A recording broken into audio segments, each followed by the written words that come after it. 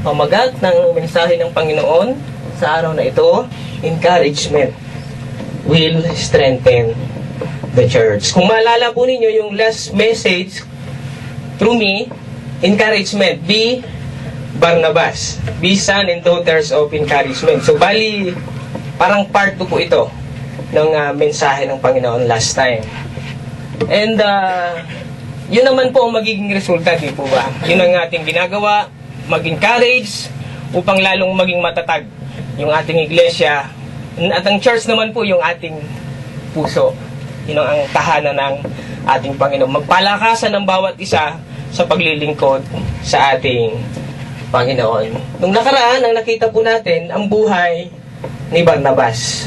At pag-uusapan naman natin ngayon, yung buhay ni Paul. Yung buhay ng greatest evangelist of all times na pwede nating gayahin sa pag-share ng mabuting balita ng ating Panginoon. Sa una, pag-usapan po natin yung encouragement na makikita natin sa buhay ni Paul. Kung maaalala po natin, kung babasahin po natin, ito kasi sulat niya sa Rome eh. Pero kung babasahin natin, lahat po ng kanyang mga epistle, ano po yung common na greetings na makikita natin? Yung common, na binasa ko po yun, laging hindi nawawala. Laging naroroon laman ng kanyang pagbati sa bawat iglesia na kanyang sinulatan, bawat kapatid na kanyang pinatungkulan sa kanyang sulat. Meron ba kayong idea kung ano po yung common? Amen. Nakuha ni Kuya. Yun po yung laging nababanggit. Ang common greetings ni Paul every time na siya ay may gustong paratingan ng kanyang mensahe sa kapatiran mo sa kabuuan ng iglesia, yung encouragement. Yung sinabi doon, greetings. Grace to you and peace from God our Father and the Lord Jesus Christ. Sabi nga po, kapag ang sulat ni Paul natanggap natin, hindi ka magdadalawang isip na basahin o sundin yung nilalaman ng bawat sulat na kapag natanggap natin mula kay Paul. Naalala ko na matagal na panahon isang mensahe kung yun po yung kwento ng Book of Philemon. Book of Philemon na kung saan si Onesimus ay dating lingkod ni Philemon na nakagawa ng bagay na hindi maganda at nakulong nakasama ni Paul sa kulungan.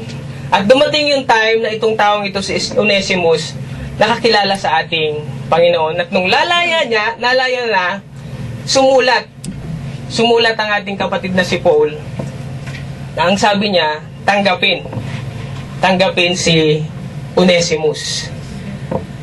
Kung babasahin natin yung verse 12 sa Book of Philemon, dito kumbaga makikita natin yung buhay, yung kung paano mag-address or paano mag-encourage si Paul sa pamamagitan ng sulat. Na kapag, di ba, pag tayo nakakatanggap ng mga love letters, yung ating mga katalagahan, doon pa lang sa una eh. Diba? Sa una pa lang, mag-engage mo na agad para namang hindi maganda yung dating. Parang mayabang yung dating. Pero pag nakita mo na yung sincerity, talagang tatapusin. At mararamdaman natin. Ganun po sumulat si Paul. Ganun siya pag nagpadala ng mensahe. Ang sabi doon sa 12, I have sent him back to you in person. Kasi nga lalaya na si Onesimus. At sa una nun, in-acknowledge ni Paul na alam ko, kapatid, nabalitaan ko yung kabutihan mo, yung pagtulong mo sa mga kapatiran. In-acknowledge yan lahat ni Paul. At dito nga, ang sabi dito, I have sent him back to you in person. That is sending my very heart. Diba? Kasama yung puso ko. Pinadadala ko ang kapatid na ito. Ang sabi doon, hindi mo na siya alipin. Pero kapatid mo na siya. sa iisang Ama natin. Kapatid mo na kay Kristo. Idagdag pa natin yung sinabi sa 17, if you then regard me a partner, kung tinuturing mo akong kapatid, accept him as you would me. Tanggapin mo siya kung paanong ako'y tinatanggap mo. So, ano yung punto na nais na iparating ng ating kapatid dito, ng ating Panginoon sa pamamagitan ng scripture na ating tatalakayin ngayon? Na maging encouragement tayo sa bawat isa. Maging encouragement tayo para sa lalago o ikatataguyod ng iglesia ng ang ating Panginoon na ipinagkatiwala sa atin. Yun po naman yung panawagan natin. Ilang taon na po tayong iningatan ng ating Panginoon. Sa susunod na Friday, magdiriwang po tayo ng ika-4 na anibersaryo. At tulad nung panawagan ng ating Panginoon, napakasarap na tayo ay nagkakaisa at nagmamahalan katulad ng ating mga inawit. At doon sa pagmamagitan ng pagmamahalan, pagkakaisa na yon, lalong lalago yung ating iglesia at maitataguyod natin ang sama-sama. Yun po yung susi, hindi po ba? Pag-ibig lang ang susi ng lahat. Na yun yung laging nagbubuklod. Tulad ng inawit natin kanina, yung pag-ibig ng Diyos na ipinadama sa atin, yun din yung pag-ibig na nais ng ating Panginoon na ibahagi natin sa bawat kapatiran. Di po ba? Yun yung nais ng ating Panginoon. At yun nga po, sa buhay ng ating kapatid na si Paul, makikita natin dito kung ano yung meron siya. Di po ba? Kung ano yung meron siya na kapag sa mga sulat na nababasahin natin, na mababasa mo through Paul, yung mula kasi sa Book of Romans hanggang Philemon, sulat po yun ni Paul. Kaya nga po si Paul ay tinawag na greatest evangelist. At makikita pa natin mamaya kung ano yung mga bagay na ginawa niya para sa kaluguran ng iglesia ng ating Panginoon. So, sabi dito, when we read the epistle of Paul, we will be encouraged to read it, and not only to read it, but to do what was written in it. Nakatulad nung nangyari kay Philemon na ginawa niya. Diba? Kung ano yung sinabi ni Paul. So, yun po yung una nating dapat gayahin sa buhay ng ating kapatid na si Paul. Paul's encouragement to the brethren of Rome. Hindi lamang, kung ang panawagan sa atin, hindi lamang dito sa iglesyang ito, kung saan man tayo dalhin lugar ng ating Panginoon. Na maging encouragement sa bawat isa. Lalo na dun sa mga taong hindi pa po nakakakilala sa ating Panginoon. Babasahin ko lang po yung Romans 1:7-9 kasi ito po yung napakagandang sinabi ni Paul. To all who are beloved of God in Rome, called saints, grace to you and peace from God our Father and the Lord Jesus Christ. Ito po, first I thank my God through Jesus Christ for you all because your faith is being proclaimed throughout the world for God, whom I serve in my spirit in the preaching of the gospel of His Son.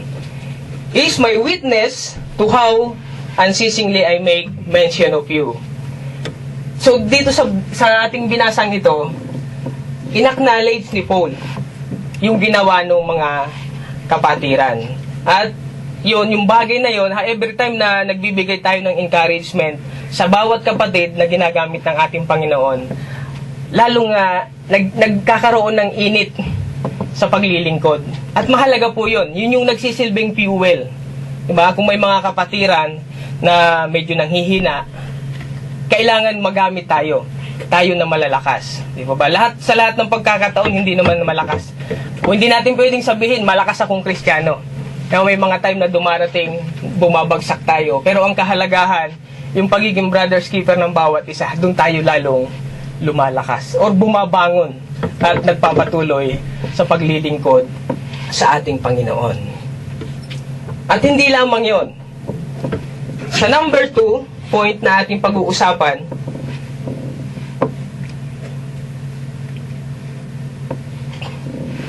Paul's longing to have fellowship with the brethren.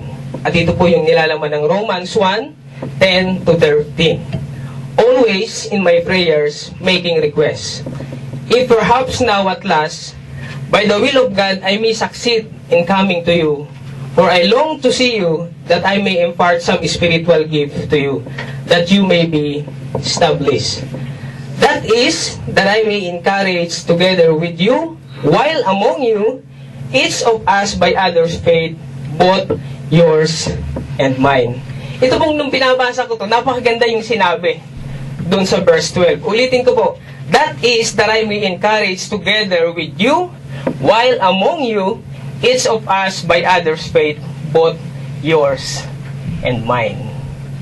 Kasi po si Paul, kumbaga, makikita natin sa kanya, marami tayong mga napag-aralan during prayer meeting, na yung kalakasan na ibinibigay ni Paul, kahit na dun sa napag-aralan namin last Tuesday, yung paglilingkod daw sa ating Panginoon, ano man yung kinalalagyan mo, bad times man, nasa lowest point ng buhay mo dun sa masaya, yun yung tamang panahon para magsilbi sa Diyos.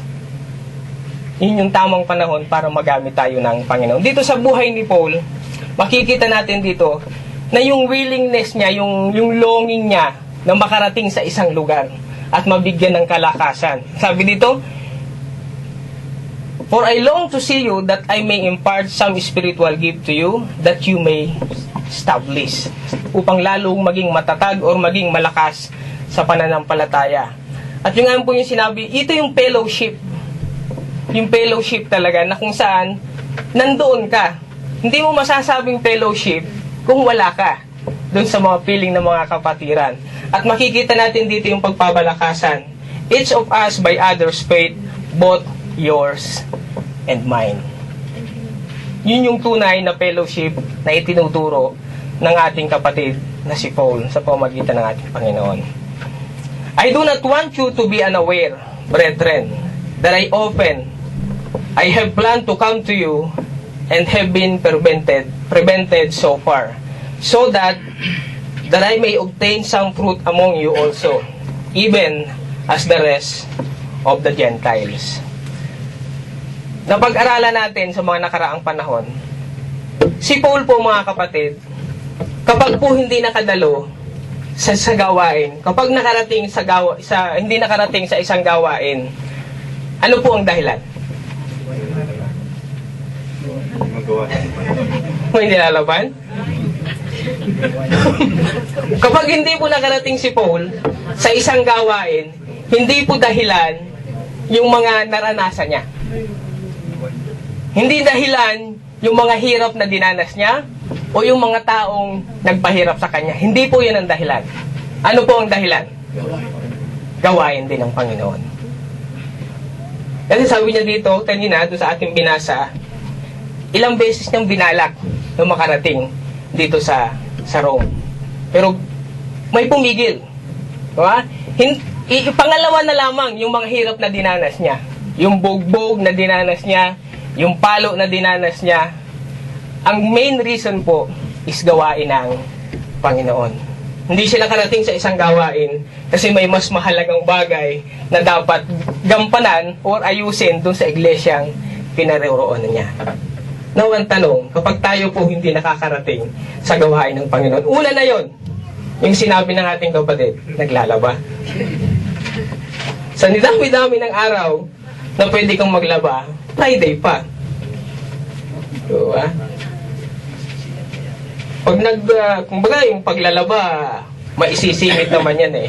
Huwag na yung araw ng Friday. Kasi nga sabi ng kapatid kanina, ito yung araw ng Panginoon. So, ang araw ng Friday, yung Sabat natin dito, para yon sa Panginoon. Huwag na nating agawin. Pupunting oras lang yun eh, sa paglalaba mo pa ilalaan. Ilaan natin sa pagkikinig at pagpupuri sa ating Panginoong Jesus. Gaya ng sinabi niya, maraming beses niyang binalak na ngunit hindi siya nakarating kasi iglesia rin ang dahilan. Gawain ng Panginoon ang dahilan. But still, Paul continue na makarating. Yung longing niya, ginawa niya na makarating. Kasi nga yun yung sinabi kanina, na makasama ko kayo at makapag-share ng kalakasan sa bawat isa, both yours and mine. Yun yung tunay na fellowship. Napag-aralan natin last time about dun sa sinabi, yung Spirit-led church. Diba? Ang Spirit-led church, uhaw ka. Diba ba? Sabi dun, uhaw ka na makapiling yung kapatiran at uhaw ka na makarinig ng salita ng ating Panginoon. Sabi nga, kung babad ka sa salita ng Panginoon, magagawa mo kung ano yung nais na ipagawa ng Diyos sa atin. Sabi nga doon sa isang kasabihan, tell me who your friends are, and I will tell you who you are. Kung ang kasama mo yung laging nagmumura, kasama mo yung laging mainit ang ulo, asahan mo, balang araw, baka magaya ka na. Hindi po ba? Pero dapat hindi. Kung ang kasama mo ay mainitin ang ulo, madaling magalit, dapat nung kasama ka, nabago siya. Hindi nung nakasama ka, ikaw ang nabago niya. Hindi po dapat ganun. Bilang isang Kristiyano, ang laging tinuturo sa atin, tayo yung ilaw at asin ng ating ng sanlibutan ito. Yung ilaw na natanggap natin, yung liwanag na natanggap natin mula sa ating Panginoon, gaya ng pag-ibig na natanggap natin sa ating Panginoon, ibahagi natin sa ating kapatiran at magpalakasan sa paglilingkod sa ating Panginoon. Naalala ko lang yung na-event ganito yung dinanas ni Paul. Kahit anong hirap yung dinanas niya, hindi napigil yung pag-share niya ng Word of God at yung pagbibigay ng encouragement, pagkikipag-fellowship sa mga kapatiran. Si Paul po nung napag-aralan namin sa Book of Philippians, na siya na yung tao na nakakulong. Pero siya pa rin nagbibigay ng kalakasan yung mga taong malaya na nasa labas. Ganun po si Paul.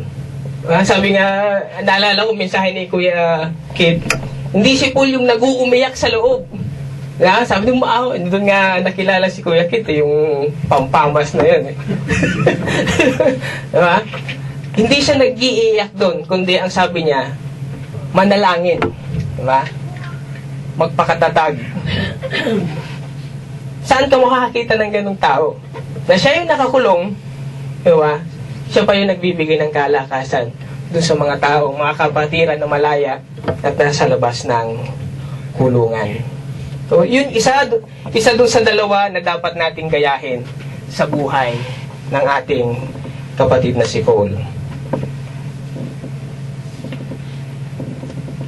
Sabi diyan, Paul's heart longs to be with the brethren personally and encouraged to grow more in faith. So doon sa mga sulat niya, hindi doon natapos. Di po ba? Hindi lang doon, sabi nga, puro ka naman pangako, puro ka lang sulat. Ginampanan niya talaga. Ginawa niya na makarating doon sa mga kapatiran at makipagbigay ng encouragement. At nakita natin doon, upang ma-establish o mas lalong matatag yung iglesia. Alam po naman natin kung gaano karami yung iglesia na itinanim ni Paul. Church planting po ang ginawa ni Paul.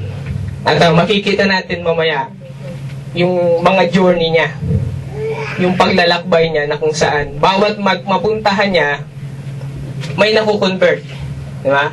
May nakukonvert into Christianity. So natapos po natin yung pangalawa.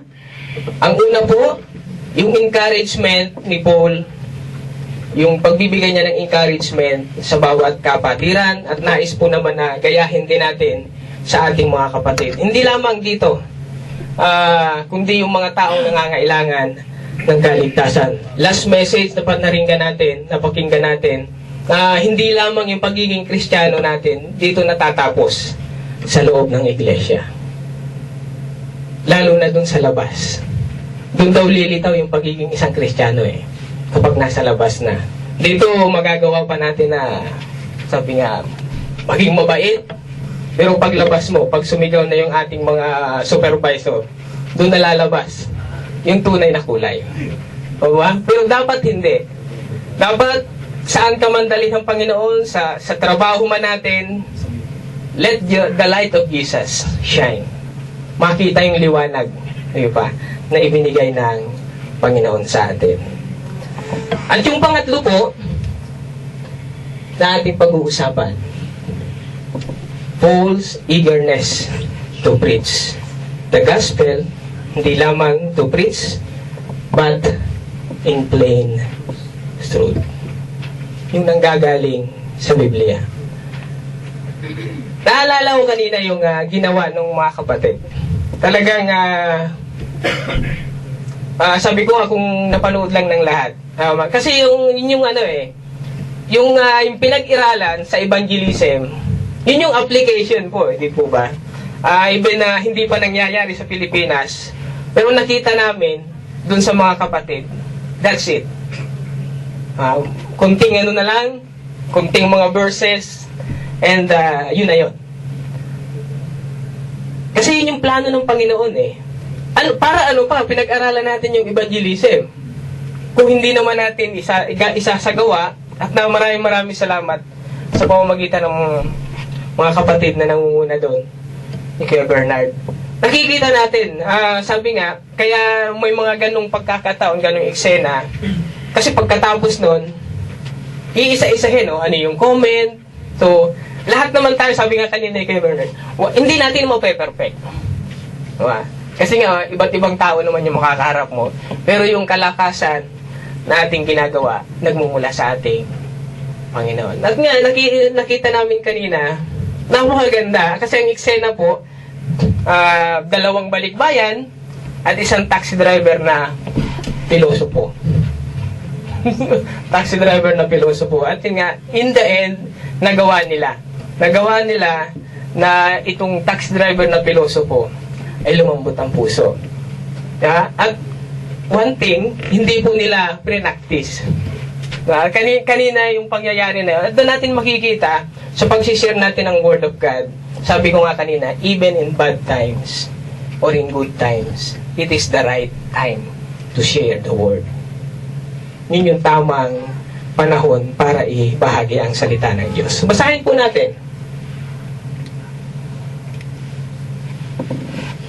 Sabi sa Romans 1:14-17, "For I am under obligation both to Greeks and to barbarians, both to the wise and to the foolish. So for my part, I am eager to preach the gospel to you also who are in Rome. For I am not ashamed of the gospel." Bakit? "For it is the power of God for salvation to everyone who believes." Kaya dapat po hindi tayo natatakot o hindi tayo nagdadalawang isip na i-share ang salita ng Diyos. Because there is power in the Word of God.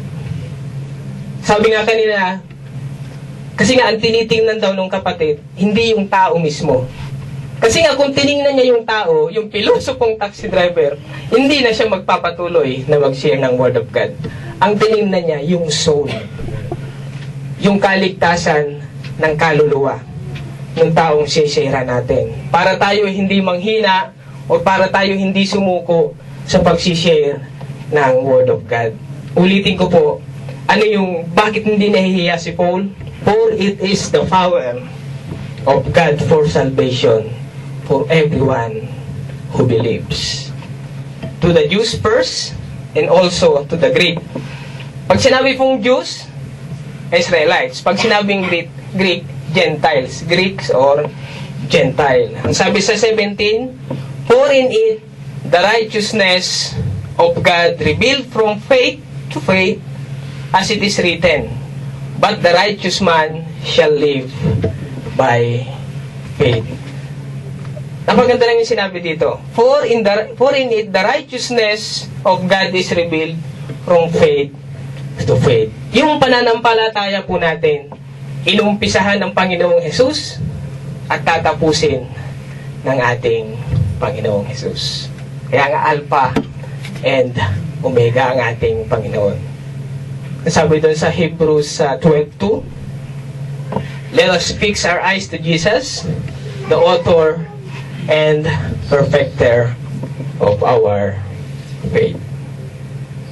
So, para sa ating lahat, ang panawagan, di ba may maraming nagtatanong, ano ba yung vision and mission ng iglesia? So, ang biblical mission po natin is to preach. Yung sinabi sa Matthew 28:19 to 20. Na ipangaral, baptizing them in the name of the Father and the Son, at ano raw? Kasama natin ang ating Panginoon hanggang sa dulo ng sanlibutan. Diba? Paano tayo magkakaroon ng takot? Sabi nga kanina ni Kuya, araw-araw katabi mo ang Diyos. At i-share ko lang yung napag-aralan namin last Tuesday. Sa pagsisilbi raw po natin sa ating Panginoon, hindi tinitingnan ng Diyos yung magagawa natin para sa Kanya. Hindi po yun. Ang nakapokus ang Diyos doon sa mga bagay na magagawa niya through us. Kasi kung tinignan niya si Moses, kung tinignan si Moses doon sa kanyang ginawa, ano po bang ginawa ni Moses? Ha?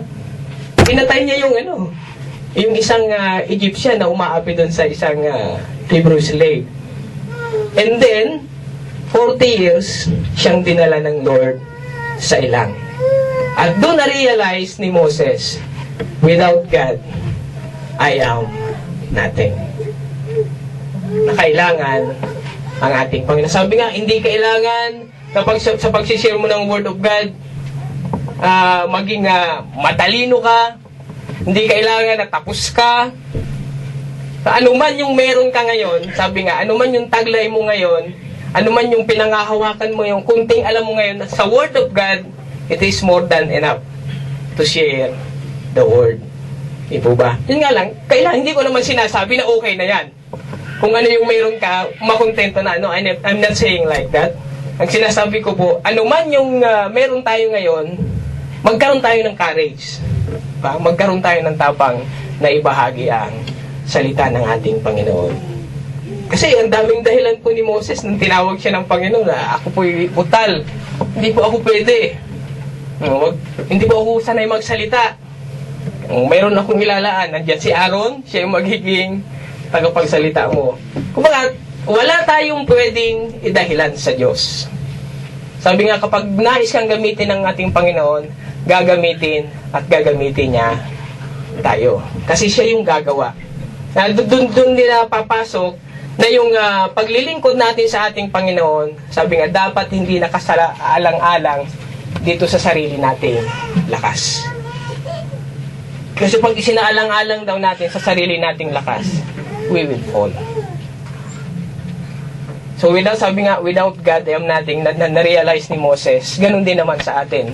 Doon sa pagsisilbi natin sa ating Panginoon, katulad ng mensahe last time, yung Espiritu ng Diyos. Spirit-led. Para hindi tayo sumuko or para hindi tayo bumagsak. Sabi dito, iano ko lang po yung chapter 7, verse 17, yung sinabi doon, but the righteous man shall live by faith. Napag-aralan na natin to, i-remind ko lang uli sa lahat. Ito po kasi yung nabasa ni, sino yung German priest? Si Martin Luther. Nung nabasa niya ito, doon siya hindi po ng Lord. Di ba? Doon niya na-realize, so nga naman, but the righteous man shall live by faith.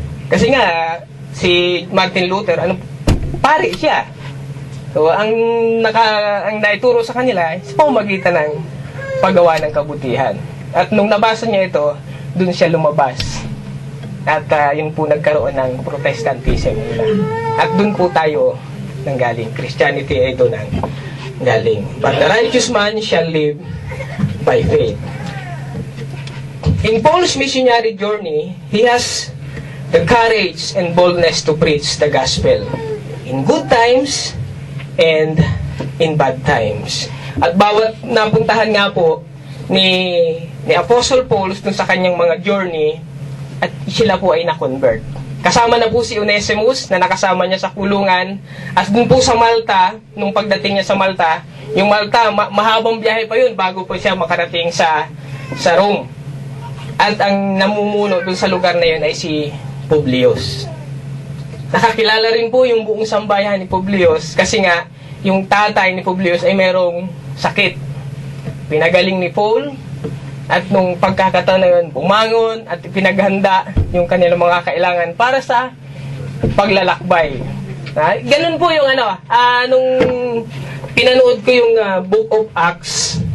Kasi yung kwento ng Book of Acts, binabanggit mismo yung mga verses.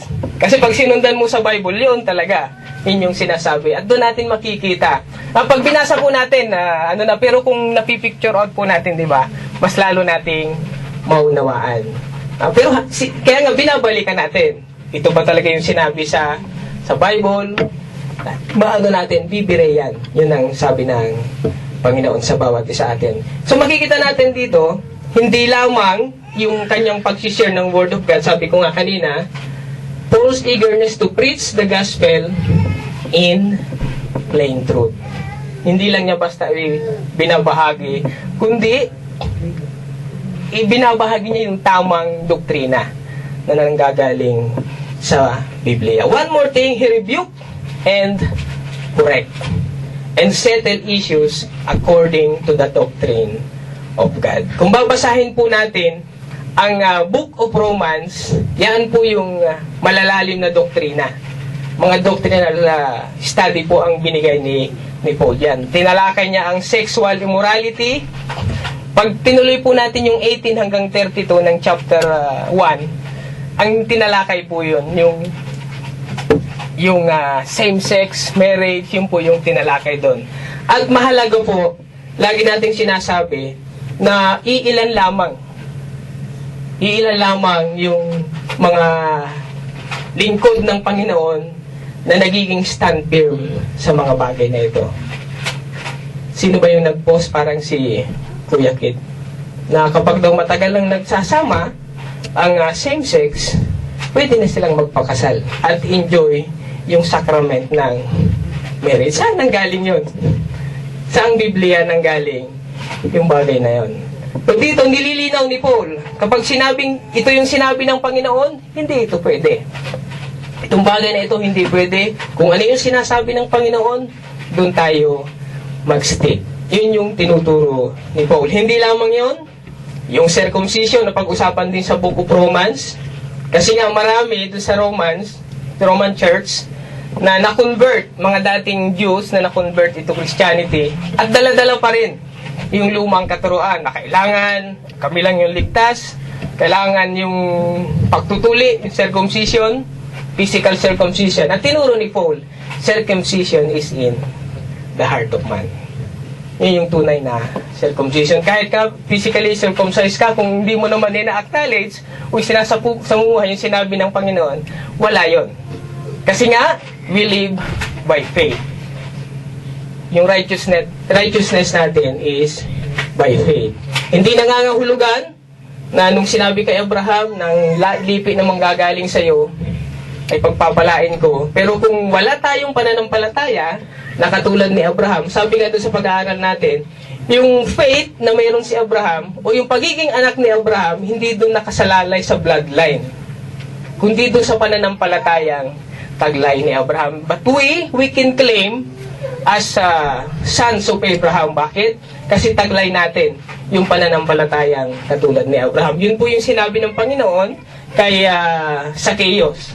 Ang kaligtasan ay dumating din sa sambahayang ito sapagkat lipi din ni Abraham ang taong ito. Kasi nga tinaglay ni Zacchaeus sa pagkakataong yon yung pananampalatayang mayroon si Abraham. Ano pa? Ano pa yung tinatakil ni Paul? Misunderstanding or awayan. Kasi nangyari po ito sa Book of Corinthians Diba? Magkapatid, nagdidimandahan. Pero ang judge, unbeliever. Hindi siya katanggap-tanggap. Di po ba? At ganun din naman sa loob ng iglesia, o sabihin na natin tampuhan, dapat naaayos. Di po ba? Sabi nga doon sa last na message, paano ba natin malalaman yung spirit-led church? Dapat building, di po ba?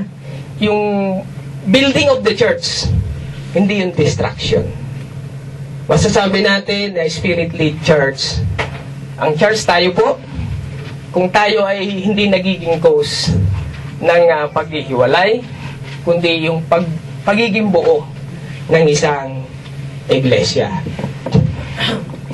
Nais ko lang po ipakita yung isang mapa na kung saan po ito yung missionary journey ng ating kapatid na si Paul. Makikita po natin dyan, yung first mission niya, yung kulay orange. Sundan niyo po kung saan siya dinala ng ating Panginoon. Napakahaba po, di ba? Napakahaba ng journey. Second journey, yung kulay violet. Yung third, yung yellow.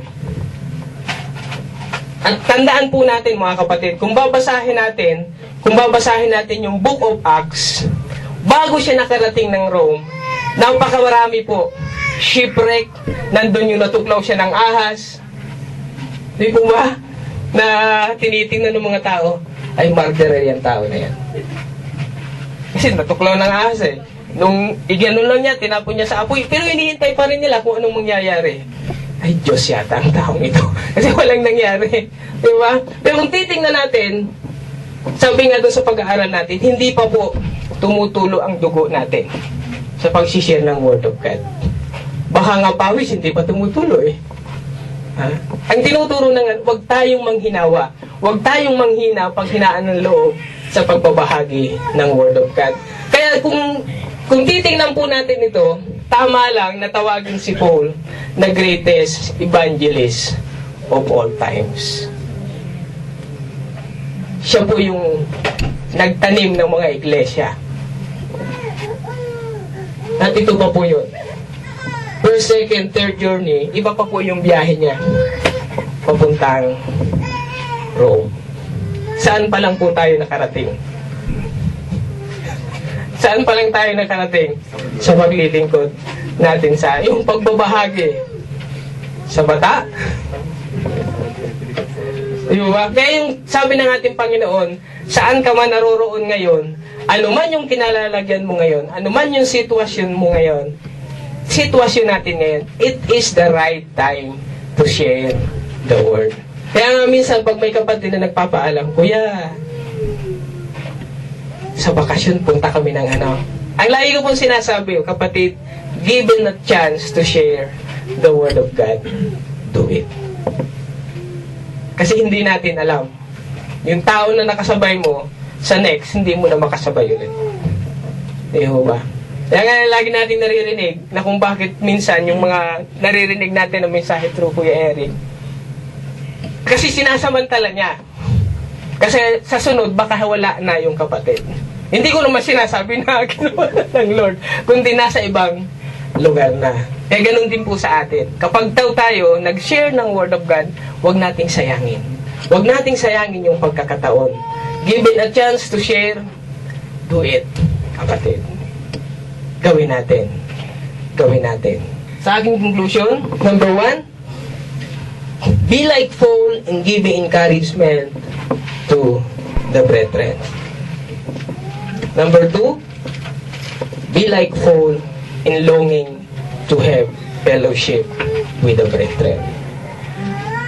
Lahat po ba tayo masaya kapag kapatira ng kasama natin? Or mas enjoy tayo pag yung mga nasa labas ang kasama natin? So dapat po, mas enjoy tayo na kapatid ang ating kasama. Bakit?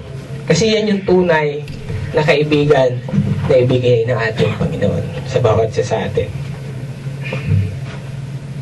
Uulitin ko lang po yung sinabi ni Kuya Kid last time. Yung challenge, naalala niyo ba yung challenge ng ating kapatid last time? Ano yung challenge? Ano pa? Yung mga upuan daw? Yung mga upuang bakante na yan, diba, dapat malagyan natin ng laman. At salamat doon sa mga kapatid na nag-umpisa na. Dahil nakita natin yung ating mga kapatid. And dalhin pa natin. Diba? Dalhin pa natin yung mga kapatid natin na dati nating kasama na hindi natin kasama ngayon. Pagtulong-tulungan natin. Pagtulong-tulungan po natin. Panalangin at samahan ng kalakip na gawa. Number 3.